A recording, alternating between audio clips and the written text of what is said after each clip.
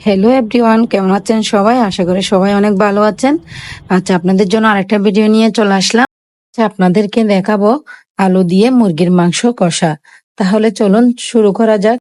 আমি প্রথমে নিয়ে নিলাম কিছু মুরগির মাংস, সাথে পিস করে রাখা আলু আর পেঁয়াজ কুচি, তেজপাতা, টমেটো, মরিচ, সাথে এলাচ। আমি মুরগির মাংসটা গরম পানি দিয়ে ধুয়ে নিলাম। দেখুন দেখতে কতটা ফ্রেশ লাগছে।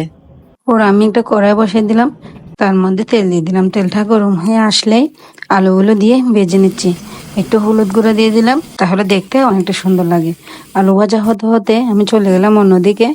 একটা বাটিতে নিয়ে নিচ্ছি মরিচের গুঁড়া পরিমাণ মতো করে, এরপর মশলার গুঁড়া, সাথে হলুদের গুঁড়া আর পরিমাণ মতো লবণ আপনারা স্বাদ অনুযায়ী দিবেন।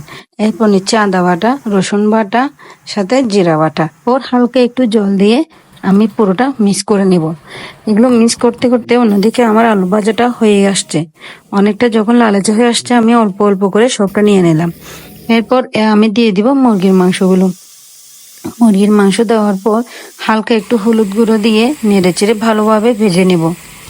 যতক্ষণ না মাংসের পানিটা শুকাচ্ছে ততক্ষণ আমি ভেজে নেব। যখন পানিটা টেনে আসবে, এরপর আমি দিয়ে দিব তেজপাতা, কয়েকটা এলাচ, এরপর কয়েকটা মরিচ।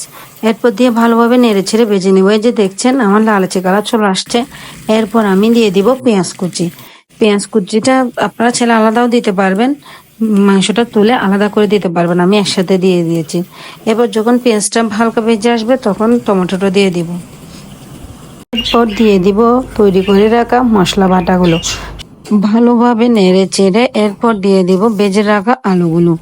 আলু দেওয়ার পর ভালোভাবে নেড়ে চেড়ে কষিয়ে নিব। কষিয়ে নেওয়ার পর আমি কয়েকটা এলাচ দিয়ে দিব, সাথে দিয়ে দিব একটু রাঁধুনি মশলা। এরপর দিয়ে দিব কয়েকটা কাঁচামরিচ। স্বাদটা একটু দ্বিগুণ করার জন্য সামান্য পরিমাণের চিনি দিবেন, দেখবেন স্বাদটা দ্বিগুণ বেড়ে গিয়েছে।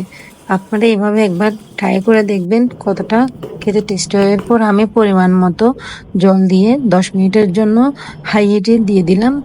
এরপর নামিয়ে নেওয়ার পর দেখুন দেখতে কতটা লোভনীয় লাগছে। আপনারাও এইভাবে একবার ট্রাই করে দেখবেন। দেখবেন এই কষা মাংসটা খেতে কতটা ভালো লাগে, সবাই কতটা আনন্দের সাথে খাচ্ছে। ভালো থাকবেন, ধন্যবাদ।